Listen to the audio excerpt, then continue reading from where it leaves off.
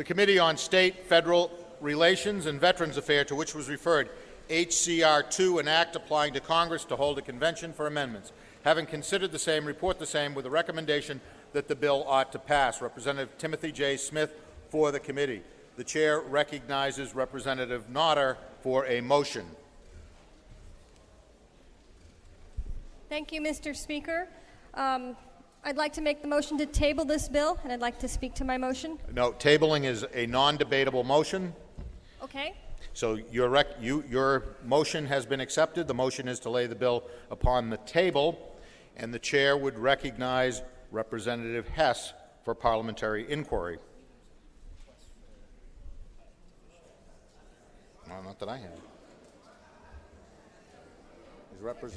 All right, Representative Hess is not here. Would you like to do a parliamentary inquiry? Yes. You may. Thank you, Mr. Speaker. If you know, as I know, that the hour is late, and this is a contentious bill that will have a long debate on both sides, and further, if your stomachs are already growling, let it be known that I have a sandwich to raffle off in my bag, and I'll be in the back. So please vote yes to the tabling. Well, you're supposed to say, would I then? Would I then vote press green? The question is on the motion to table. If you are in favor, you'll vote yes. If you are opposed, you'll vote no. There has been no request for anything else at this point. All right. Representative Ober is recognized for parliamentary inquiry. Thank you, Mr. Speaker, and that is Representative Russell Ober, just to be sure you don't mix me up. Mr. Speaker, if I know how long the committee spent on the two HCLs we're going to consider now, and the fact that we spent hours listening to people, some 23 different people testified on this bill, about 92% were in favor of it. Wouldn't you reward us by voting on this bill today and vote red on the motion? Thank you. The question is on the motion. There has been a request for a roll call. Is that sufficiently seconded? That is not sufficiently seconded. Division has been requested. This will be a division vote. Will members please take their seats?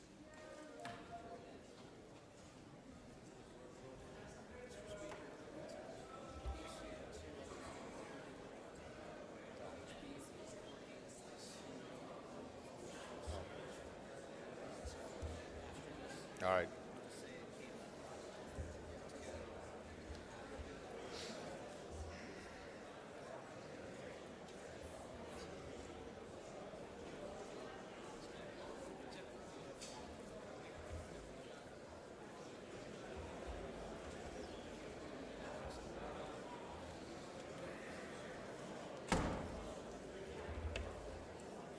Also come to order. The question is on the motion to table HCR2. We have already had our parliamentary inquiries. If you are in favor of tabling, you will press the green button. If you are opposed, you will press the red button. This is a division vote. Voting stations will be open for 30 seconds.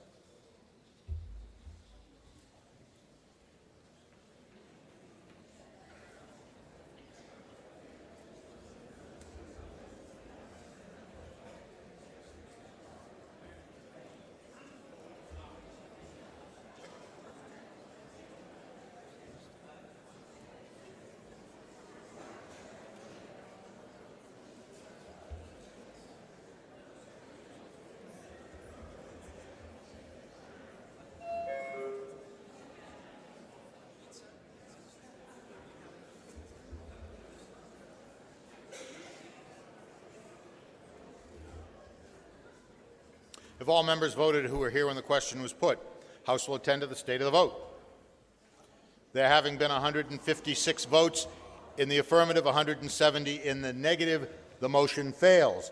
The question is on the adoption of the committee report on HCR2.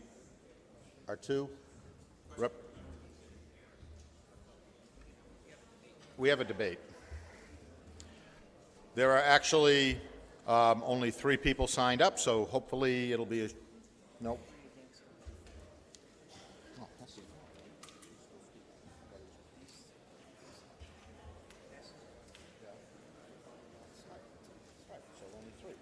That's what I said. You should. Chair recognizes the member from Swansea, Representative McConnell, to speak against the committee report.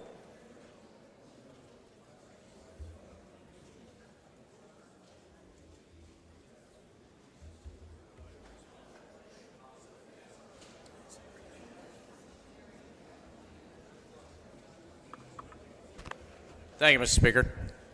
I rise in opposition to HCR2 and, in fact, to all of the efforts to call for a constitutional convention or anything along those lines. I'm sorry? Can't hear me? Okay, sorry. I rise in opposition to HCR2 and to HCR3 and all of the rest of this series, except, of course, for HCR1, which I support. I want to tell you that I am afraid that we will have a runaway convention, and I'll tell you why. The long and the short of it is that there's plenty of precedent to argue that we will, and I'm prepared to discuss the court cases that, in fact, establish that fact. My feeling is that it's something that once we establish limits on our delegates, the court can easily void. Now, the reason I feel that way, and there have been plenty of opinions about that, so you've just heard the opinion portion of my statement. The reasons I feel that way are principally the fact that in the early 60s, the Supreme Court voided its policy of avoiding political questions. In 1962, they ruled on Baker versus Carr, which is the famous one-man, one-vote ruling. That was a bit of an earthquake, and in fact, part of it centered in this House right here, because it was determined that there was one member of the New Hampshire General Court who represented just 3 constituents. So it's very interesting on that score, it seems to me, in any event. But the fact is, it's one man, one vote, and that was determined at the time to probably mean that the lower houses in bicameral legislatures would have to be reapportioned. 2 years later, the court in Reynolds versus Sims in 1964 indicated that not only would the lower house of a bicameral legislature have to be reapportioned, but the upper house as well. And that was more than a political earthquake. That really set the woods on fire. And it resulted in the fact that, for example, Everett Dirksen said that that would mean that Chicago would dominate Illinois, Detroit would dominate Michigan, California would be dominated by San Francisco and Los Angeles. And all of these things, of course, have proven to be true. But the fact is that there was an effort at that point to take a hard look at constitutional conventions. And Sam Ervin, who was the chairman of the Senate Judiciary Committee, took a hard look at it and determined that, in fact, it was highly likely that there would be a runaway convention. There being no controls once one becomes an elected representative to go to a convention like this. So he crafted legislation that would address this problem and passed it 89-0 in the U.S. Senate. It went to the House of Representatives, where Chairman Emanuel Seller, the chairman of the House Judiciary Committee, had determined that not only was it going to be a runaway convention, but that he liked the idea of a runaway convention. And as a result, he refused to hear the bill. My concern is that the confidence that those on the other side of this issue, that our delegates will be restricted to what they are required to, by this legislature, consider, are going to be voided at the first opportunity by the Supreme Court. I have no guarantee that's going to happen, but the fact is that that possibility is very, very real. The court, beginning in the early 60s, and there was enormous dissent about the decisions that they made. Justice Harlan at the time, for example, indicated that by the logic that the court was applying, there was no basis under which we could continue to have 2 U.S. senators for each state. So there are any number of things that can come out of this. No matter which side of the political divide you're on, this is a jump ball. Because if the Supreme Court makes decisions that will determine how this convention is conducted, you're either likely to be a very big winner or a very big loser. And I'm afraid that that's something that I certainly don't want to take the chance to look at.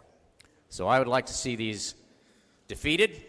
I'd like to see us continue with the regular amendment process that we have used reasonably successfully over the years, and go from there. Will the member yield to a question? Yes. Representative Notter, you may inquire. I'm sorry. Would you believe that there were several people that would have testified against this bill in the committee, but myself included, but we didn't because we thought, oh, it's a resolution, it won't pass. They never passed. The House doesn't like resolutions. So we're really shocked that it did. And I have a follow-up. Yes. Will the member yield to a follow-up? Would you believe... Representative Notter, the member has not indicated whether he would yield yet. Please allow him to let the chair know. Now you may inquire. The member does yield. Would you believe I already have $5 bid on that sandwich? It's tuna, by the way. So if somebody wants to reconsider that tabling motion. I do not think that was a question. I would ask you not to reply. That was not a relevant question. But would you reply to, would you yield to further questions? Yes. All right. Representative Thaberge, you may inquire. Mr. Speaker, thank you. With all due respect, I'll yield my time to Representative Frank Edelblut. Okay, my question I will yield to you. All right, well, Representative, will you yield to a further question? But Representative Edelblut, I have not recognized you because Representative Hess is next in line. So is Representative Hess. That's why we go through the chair. Thank you very much, Representative, for taking my question. Representative, do you agree with me that we have only had one precedent for a constitutional convention other than the amendment process specified in the Constitution, and that was the convention in 1787? Yes, I would. Does the member yield to a follow-up? Representative Hess, you may inquire. And Representative, do you recall your history as I do, that when that convention was convened and the states sent their delegates to that convention, they specifically instructed the delegates that they were only to amend the Articles of Association, Confederation, thank you very much, rather than come up with a new constitution? I do recall that, and do you recall that in explicit and authentic acts? Will the member please suspend? You're not recognized for a question. Okay. Let me answer his question then. Yes, I do recall that. In explicit and authentic acts, the textbook on constitutional conventions, they go into that in some detail. It is, in fact, referred to as the first runaway convention. Does member yield to a follow-up question?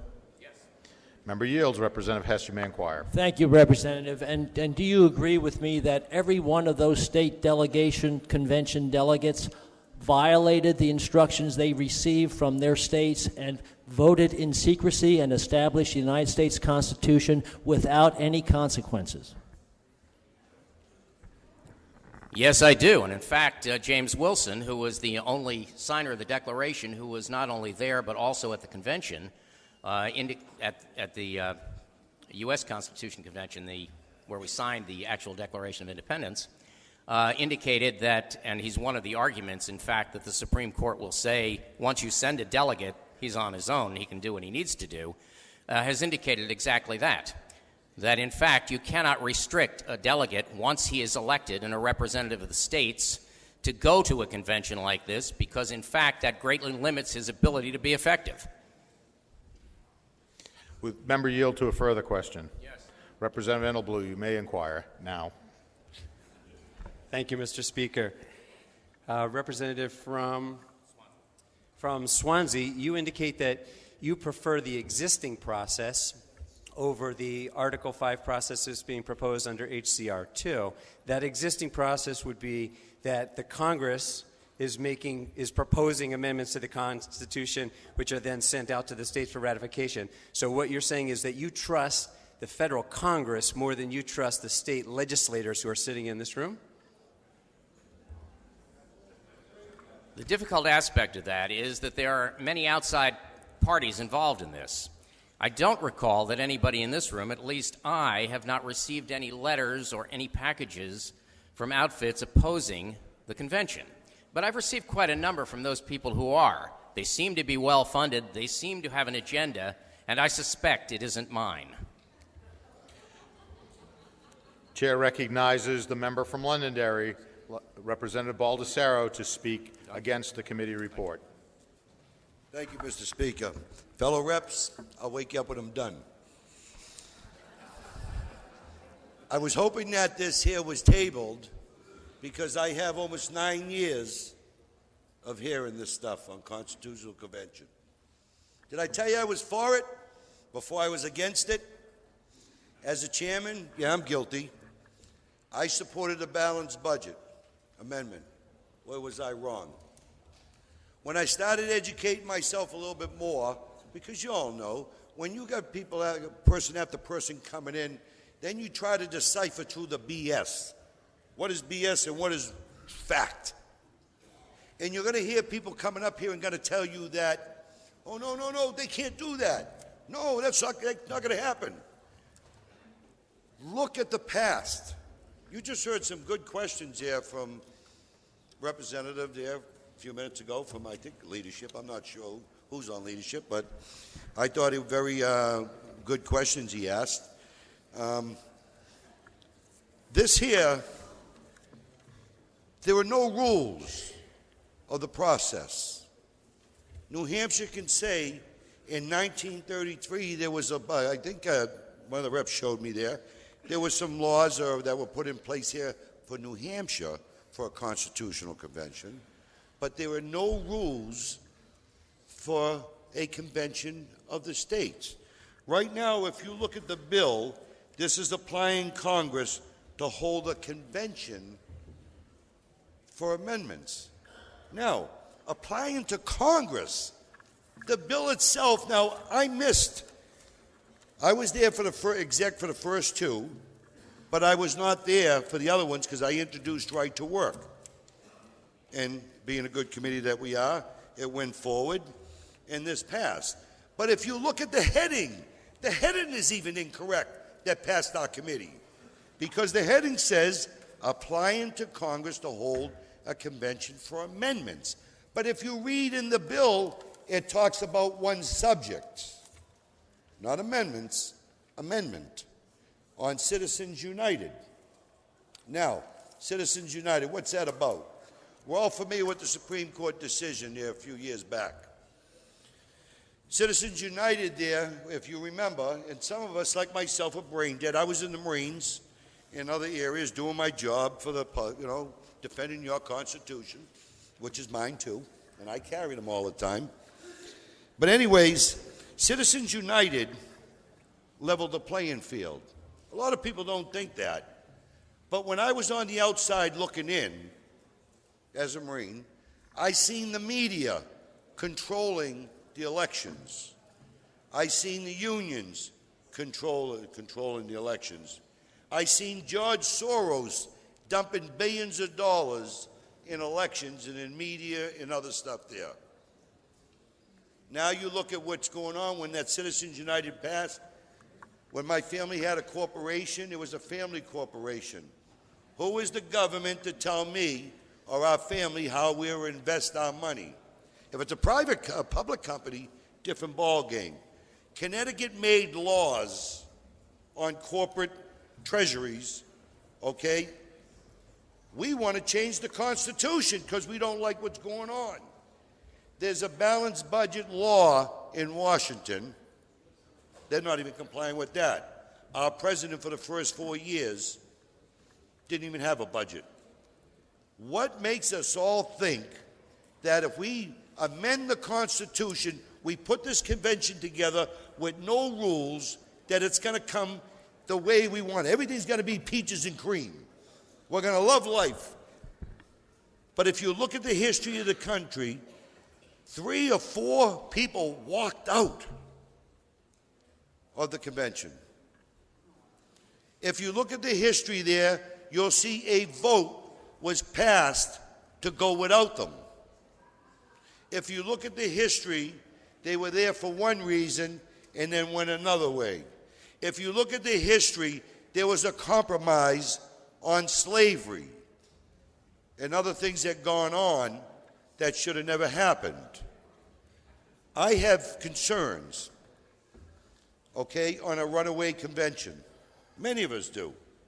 I didn't have that concern before when I first listened to it. I was gullible like a lot, new people. There was a beautiful group that came in from Washington and Connecticut. I think they're called the Wolf Pack. Of course, you didn't see them around with any lobby badges or nothing. They were working our committee big time. And I knew them because they were there the last time when I was the chair. They come in and worked them. And I even asked them, where's your lobby badge? But, we don't have to do that. George Soros is dumping money into this. Why? Why is he doing that? Something's wrong here. Something's wrong with this picture. If you take a look at the history, and I'm guilty of it myself because I did not research a lot of it when I first took this on. It took me a while to realize I was wrong. And you never ever hear a Marine say he was wrong. It's a temporary setback waiting for a solution. We're never wrong. But I have to admit on this one I was.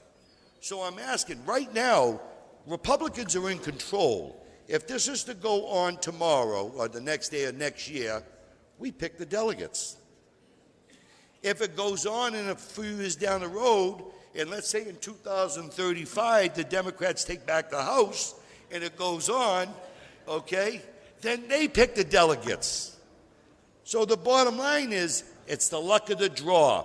Are you willing to put your constitutional rights on the line because of something will not comply, somebody's not going with the Constitution now, so you're going to make another article. It's like us here in this house. Somebody's not complying with a law, let's make another law. That's what we do here. I've seen it for the last 8 years. I'm asking you, please, I got a lot more to go into. I'm going to save that for the next one, okay?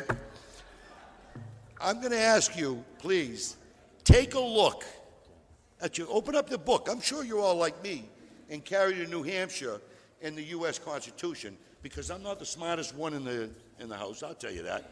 I have to look it up just to make sure I'm not lying to you, to make sure that I give you the right information. That's why I carry them. I know some know it verbatim, but not me. So what I'm trying to tell you is look at what's going on. Look at the history in the past. Look at there's no rules. You're going to have speakers coming up here, and they're going to bore you with, oh, that could never happen. Oh, no, Judge Salinas, what's the Supreme Court Justice Salinas? He says, whoa, slow down. A Constitution convention, or a convention, slow down.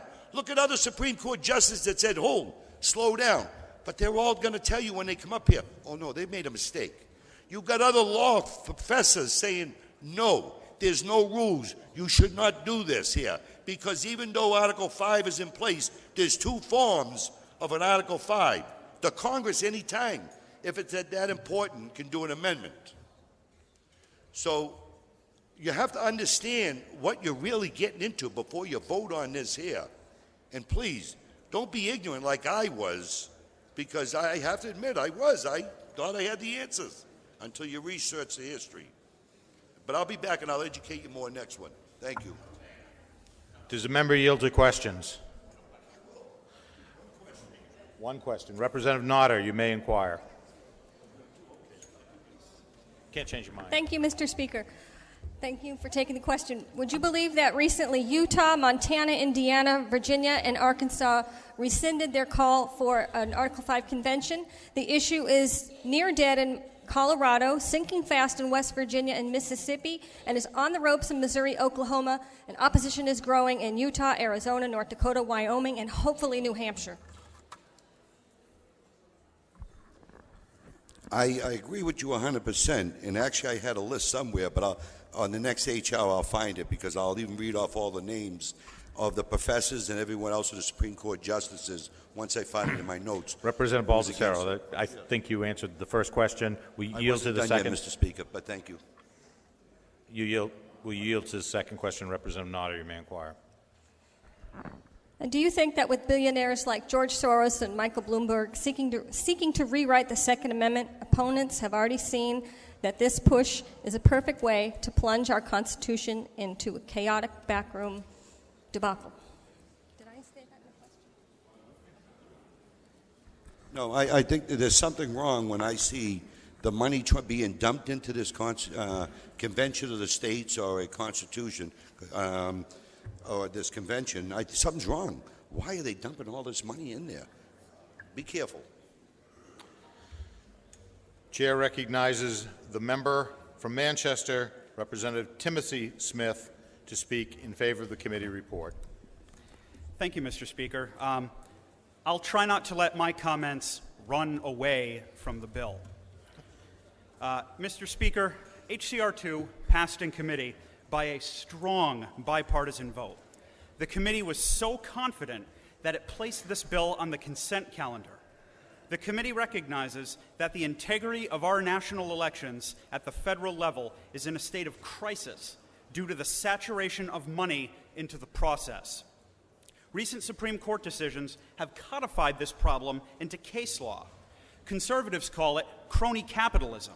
Liberals call it legalized bribery.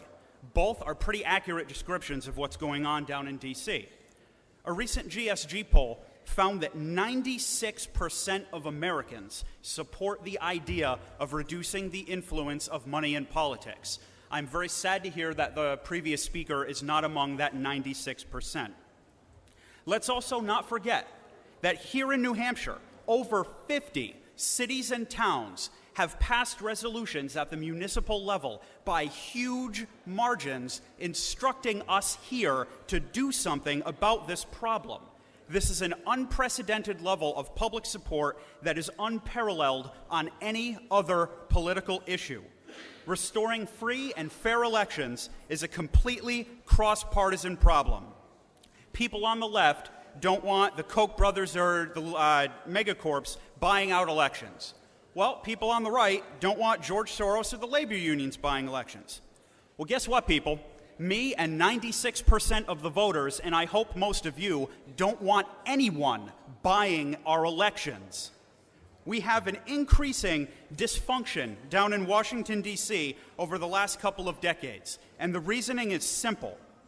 Candidates, super PACs, unions, and both of the major parties, for that matter, use national issues as fundraising wedges. We've all gotten the emails and letters, probably more since we've been elected, saying that issue X is going to spiral out of control if we don't donate $10, or that problem Y won't get fixed unless we give just $5 to some out-of-state super PAC. The political machine at the federal level has become completely invested in this institutional corruption. They have a vested financial interest in doing nothing about these national issues because their elections are completely dependent on the money. And inaction on these national issues allows them to use fear as a fundraising tactic. We all know this. We've all been around the block. We've stood for election ourselves. We all know how big of a problem this is. And we've all been aware of how contrary this is to the very foundation our country was founded on, the right of self-government. So now we're stuck with these Supreme Court rulings allowing unlimited, anonymous influence over our elections. What can we do about it? Well, constitutionally, our state has to abide by the rulings. We're not empowered to do some kind of a nullification bill or try and declare that New Hampshire is immune to Supreme Court rulings. In fact, one state's already tried that. Montana tried to do a judicial nullification a couple of years ago to preserve their existing 100-year-old anti-corruption laws. And I'm not mincing words, people. It was literally the Anti-Corruption Act of 1912, and it solved serious problems they had with bags of money getting passed around out in the coat room. Well, as one would expect, their state-level nullification efforts were struck down by the judicial branch, and their 100-year-old, non-controversial, bipartisan, widely supported anti-corruption laws were thrown out. This isn't a theoretical problem. Right here at home, we are already landing with this in our lap. In a memo dated August 1st, the New Hampshire Attorney General's office outlined that our entire campaign finance system is in danger of being overturned if nothing was done about this. That was sent out to all of you on Sunday. Well, the right way to handle this mess, thankfully, is found in the U.S. Constitution. The Supreme Court is answerable only to the Constitution itself, and amending the document is the only legal way to overrule one of their decisions. Article 5 presents us two ways to do this. One is through Congress down in Washington. The other is through us here in the states. Congress has clearly failed on this. They couldn't even get the Disclose Act passed, which would have simply told us where all of this anonymous money was coming from. People, asking Congress to fix Congress is like asking cancer to cure cancer. Thankfully, the Founding Fathers in their wisdom foresaw the possibility that one day Congress itself might become corrupt and might become the problem. And they gave us, here in the states, a method of redress. Article 5 allows us to hold a convention to propose amendments. That language is specific and it is important. The only thing that the convention is empowered to do is to propose amendments and give them back to the states for ratification, exactly like any amendment that came out of Congress.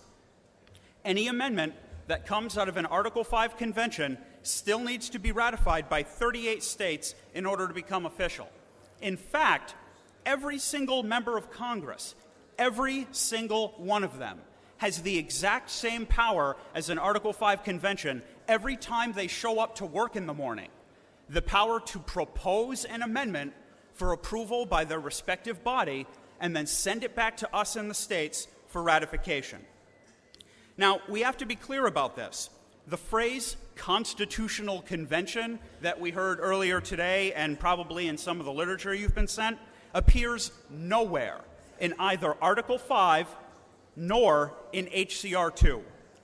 The convention would not be empowered to rewrite the whole Constitution or to pass legislation or to open up the Bill of Rights or any of these other conspiracy theories. Those claims are completely baseless.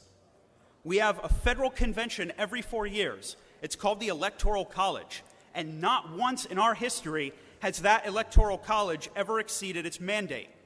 In fact, in U.S. history, we've had over 233 state-level conventions, whether they be constitutional conventions or amendment conventions, and not one of them has ever gone runaway or exceeded its mandate or done anything beyond its empowered cited responsibilities. Opponents have tried to distract you with out-of-context information and important-sounding names, hopeful that you didn't bother to read up on this yourself. Well, I cut you the courtesy of sending you research in advance. I hope you had the opportunity to at least look over some of it. Again, Mr. Speaker, I would remind the House that after lengthy examination, the committee was convinced that this is both safe and appropriate and voted ought to pass by a huge margin and placed this bill on the consent calendar. We all know what that means. Now, since the convention is called by the states alone have the power to define in advance the scope of any amendments. This is why we haven't had an Article 5 convention yet. In the history of our country, there have been over 700 applications that have been sent down to Congress, but not enough of them have been on the same topic. Each topic is like a separate pile of applications, individual and distinct from the others. If the topic could not be subject limited in advance, we'd have one big pile instead of lots of little piles. Strong evidence was presented to the committee to support this point, including legal opinions from well-respected constitutional scholars, discussions on how this has been interpreted in the past, and not least of which was a 60-page report from the U.S. Department of Justice which lays out the legal case, not a theoretical case, the legal case, that not only can an Article 5 convention be subject limited, but that those limits can be legally enforced. This document was emailed out to the House on Sunday along with some others, and I hope that the members read the executive summary at the beginning, even if nothing else. I realize that this bill and this topic deals with a lot of constitutional minutia and history. We don't have the time for me to go into all of it here up at the well. The language in HCR2 was very specifically crafted to be safe and limited to the germane topic of campaign finance reform. In fact, just this year, Congress has finally adopted standing rules to start processing Article 5 applications. And wouldn't you know it, the language in HCR2 is the very first one that they've officially started to count. Now, again, I know this is heavily nuanced subject matter, but I would remind the House the committee heard hours and hours of testimony, received a pile of documentation from both sides. I kid you not, it was over a foot tall. I stacked it all up on my desk. We voted by a huge margin to consent calendar this bill. It's surprising that there's been so much, I won't say off-topic opposition, but so much passionate rhetoric today standing in opposition to something that 96% of the public supports. In conclusion, Mr. Speaker, we know that 96% of the general public wants to reduce the influence of money in politics. Recent Supreme Court decisions make this almost impossible. The only legal remedy is with a constitutional amendment. The only question left is whether or not New Hampshire will have the courage to stand up against corruption and help restore free and fair elections in this country, or if we'll be the first and only state so far to go on the record as being in support of super PACs, labor unions, and lobbyists spending unlimited, anonymous, dark money influencing our elections. Thank you, Mr. Speaker. Will the member yield to questions? Yeah, just one or two. Representative Thaberge, you may inquire. Thank you, Mr. Speaker. Thank you, Representative, for taking my question. Just a clarification, not only for myself, but for members of the House. In Article 5, Convention of States, how does that relate to the 1987 Constitutional Convention? And could you be brief, please? Yeah, very briefly, they're not related at all.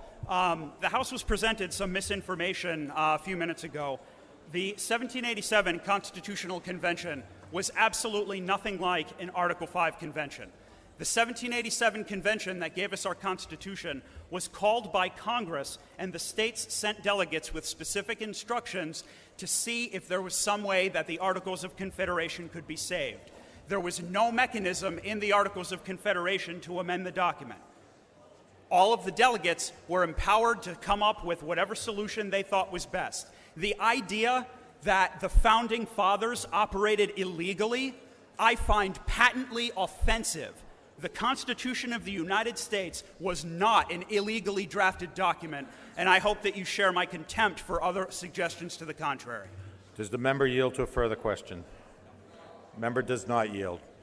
The question is on the committee recommendation of ought to pass on HCR2. Are you ready for the question?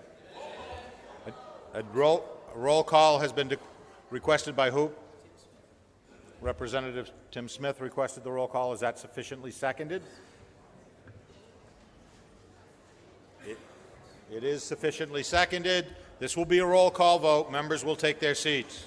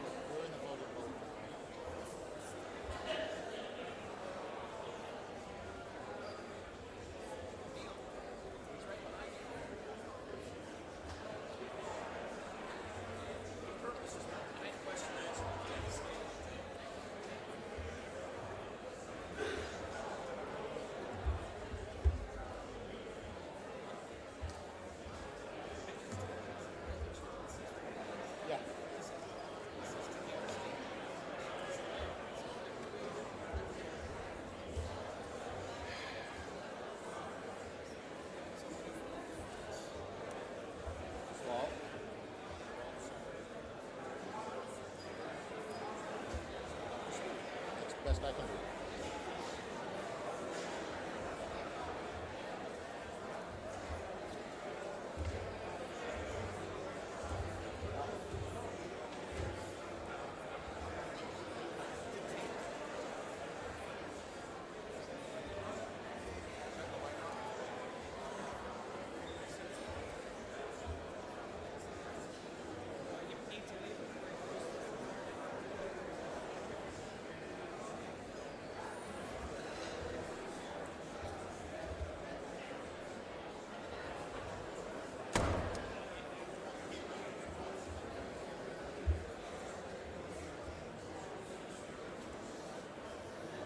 House will come to order. Question is on the adoption of the committee report on HCR2.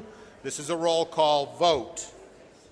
Chair recognizes Representative Ulrey for a parliamentary inquiry. Thank you, Mr. Speaker.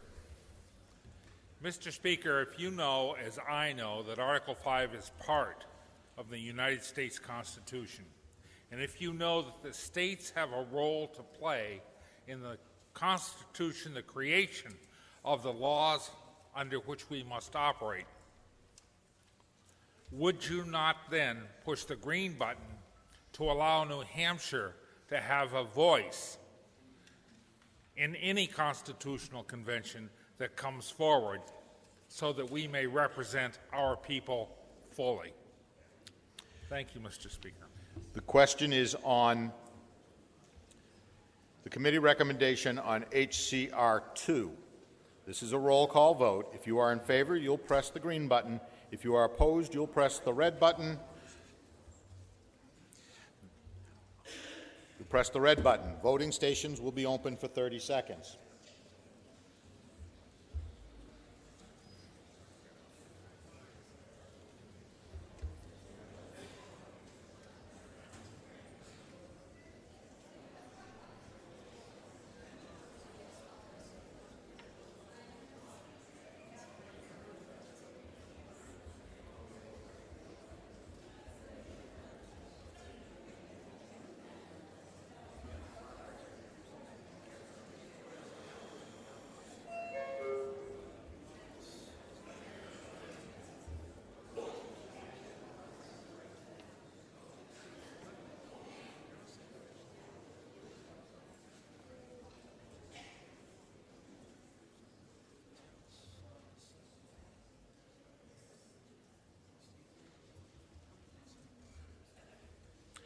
Have all members voted who were present when were here when the question was put?